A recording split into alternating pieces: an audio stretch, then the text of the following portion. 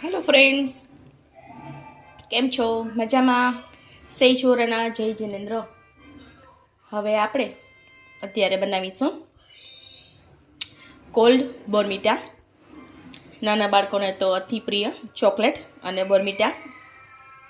આપણે એના માટે ચોકલેટ પણ લીધેલી છે, 2 ચમચી બોર્મિટા લીધેલું છે અને 1 કપ દૂધ લીધેલું છે.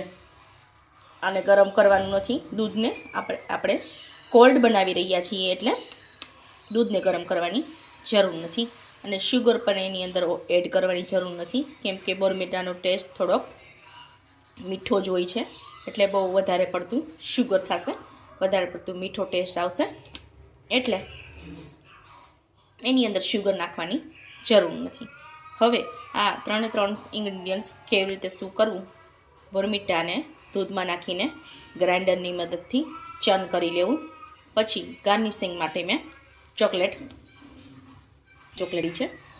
ગાર્નિશિંગ માટે તમે નાની નાની જે ચોકલેટ આવે છે એકદમ સ્મોલવાળી, એ પણ નાખી શકો છો અને ચોકલેટ સોસ પણ નાખી છો, ગાર્નિશિંગ કરી શકો છો. અથવા તમે વેનીલા ક્રીમનું એક પણ અંદર શકો છો, એ પણ ટેસ્ટ સારો જ લાગશે. તો આ ઇન્ગ્રીડિયન્ટ્સ એડ કરીને કેવી રીતે બને એ હું તમને જણાવું છું.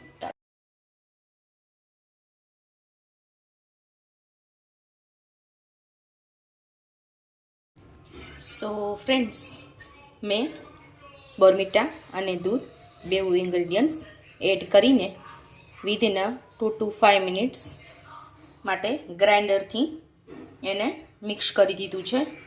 પછી આ ગ્લાસની અંદર પોર કરી દીધું છે.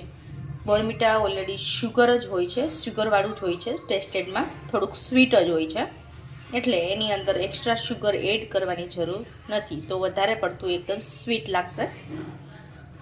પછી આજની વેફરની મદદથી ગાર્નિશ કરશે. તેની અંદર ચોકલેટ સોસ અથવા તો ની અંદર સોસ ને પછી ની અંદર આ ભરીને ગેસ્ટ આવ્યો પણ બનાવી શકો. તો આજની આ રેસીપી અને ક્વિક અને એકદમ ફાસ્ટ જતી આ રેસીપી, તો ક્યારે દૂધ જોતું ન હોય એકલું તો આવીને એક્સ્ટ્રા કરી પીડાવો છો. ફ્રેન્ડ્સ, આજની રેસીપી તમને આ કેવી લાગી જરૂરથી જણાવજો.